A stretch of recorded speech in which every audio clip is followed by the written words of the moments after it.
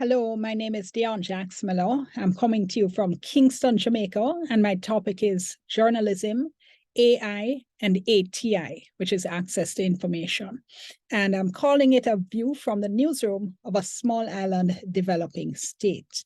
Now, some of you may have seen this particular story that the BBC carried. I'm just going to carry just a very short excerpt so you can see AI in action when it comes to what can be done in relation to what is called deep fakes, and we'll be talking about that a little bit later. It got me thinking about my full-time employees and their ability to survive on $8 an hour in New York City. And foremost in all of our minds has been the loss and the grief felt by the people of Orlando.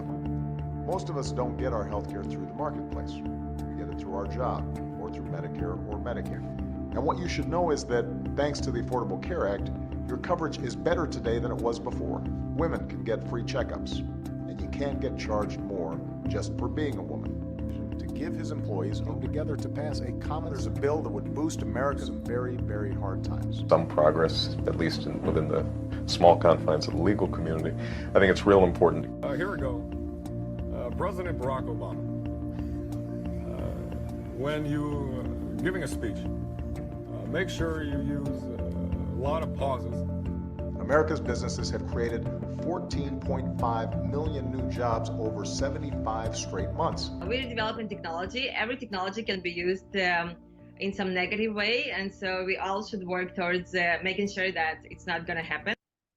So how do we do that, especially in the context of a newsroom and a newsroom from a small country? Well, over the past few years, there's been a lot written about journalism and media and artificial intelligence. This is just one quote of many. As news organizations strive to stay relevant and competitive in the digital age, AI is becoming an essential tool in the newsroom, transforming the way stories are discovered, reported, and distributed.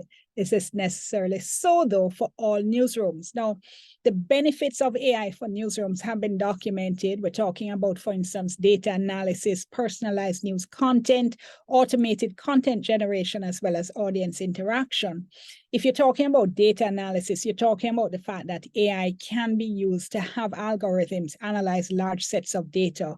Now, these are large sequences, large volumes of numbers that it would be very difficult for individual reporters to do, especially from newsrooms such as ours in Jamaica, in the rest of the Caribbean, many of which are small and under-resourced. Even our relatively larger newsrooms are small in comparison to many of the newsrooms in the more developed countries, and we simply don't have the kind of human or financial resources to do this kind of data analysis. So AI in that context can help to unearth patterns, can help to show trends that can lead to discovering really important stories. The New York Times is one of the large media organizations that really is legendary in terms of data journalism and does use AI in its some of its big projects.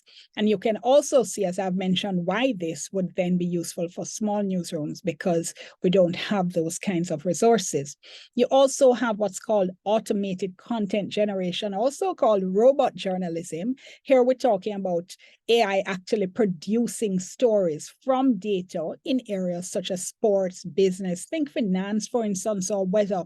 And what you're talking about here is, again, analyzing data sets. Now, a lot of the stories from these areas are important, but at the same time, they're pretty routine. You know, they're kind of doing the same kind of thing over and over. Think, for instance, sports scores or stories about the stock market. Now, this is important information that people need to have, and they want somebody to put together to curate that information for them.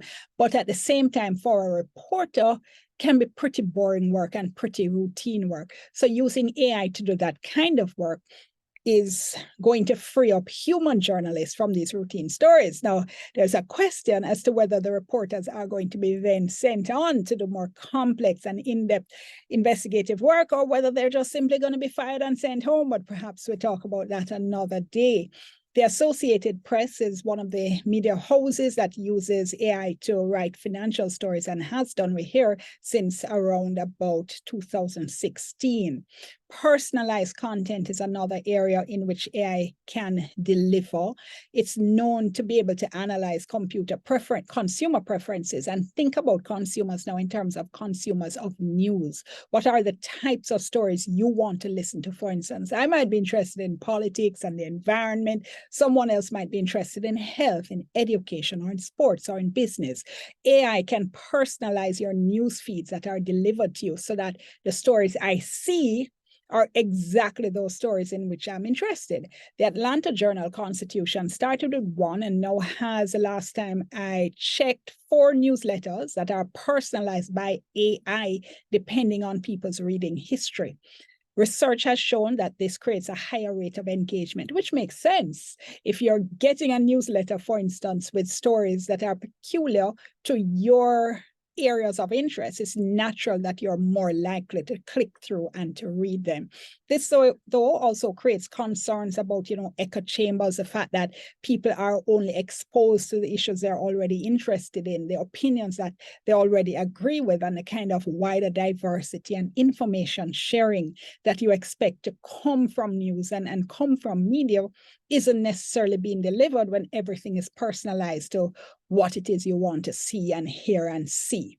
Audience engagement is something else AI can deliver through, for instance, chatbots and voice-activated assistants. And these can do routine tasks again, like news updates, as well as answer basic questions.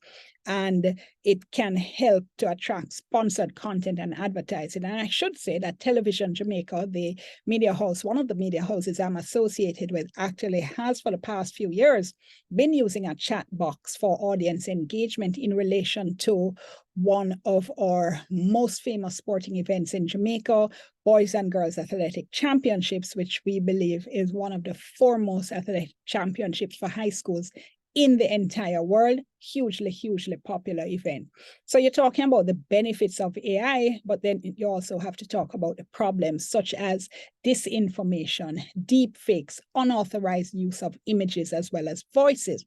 Now, disinformation is false information deliberately created or disseminated with the express purpose of causing harm, compared to misinformation, which is false information but not intended to cause harm.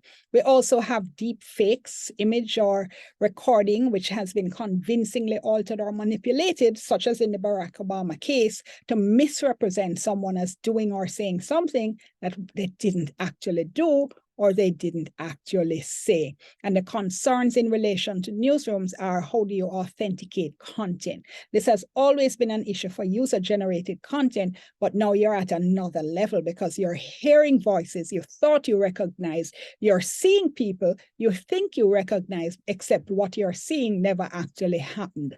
And I think the flip side is true. We haven't started to see a lot of this yet, but I think it's inevitable that we're going to be seeing deep fakes using voices and images of media personnel spreading fake news. The Reporters Without Borders, in their 2023 World Press Freedom Index, said that journalism is being threatened by the fake content industry. Out of 180 countries, 118, in fact, had said that political actors were often or systematically involved in massive disinformation or propaganda campaigns. They said AI is the most disruptive technology of the modern era, and that the difference is being blurred between what is true and what is false, between real and artificial, between facts and artifices. All of this jeopardizing the right to information. During the pandemic, for instance, we know the Director General said the WHO was also fighting an infodemic, and that fake news was spreading faster and more easily than the virus and was just as dangerous. So Reporters Without Borders has initiated an international committee to develop a charter to regulate the use of AI in media. In Jamaica, I did a quick informal survey, and our media houses are at various stages. Quite a few not using AI at all, some exploring it, and one media house told me they had started to experiment informally with it. What this means is that we're not now in a position to get the benefits of AI, and we may be ill prepared for problems. So I think it's urgent that we implement the 2021 UNESCO recommendation on the ethics of artificial intelligence, in particular, the policy area 9, dealing with communication and information, and the major planks there using AI to improve ATI and knowledge, support journalists, training and policy development, absolutely critical. We have to get ready. And organizations that believe in supporting democracy, I think this is an urgent area in which media houses, newsrooms, journalists generally have to be supported, not letting us off the hook. We also need to take the initiative, get ourselves trained, and start to develop some of these policy documents and codes of ethics and so on that are needed. Thank you so much.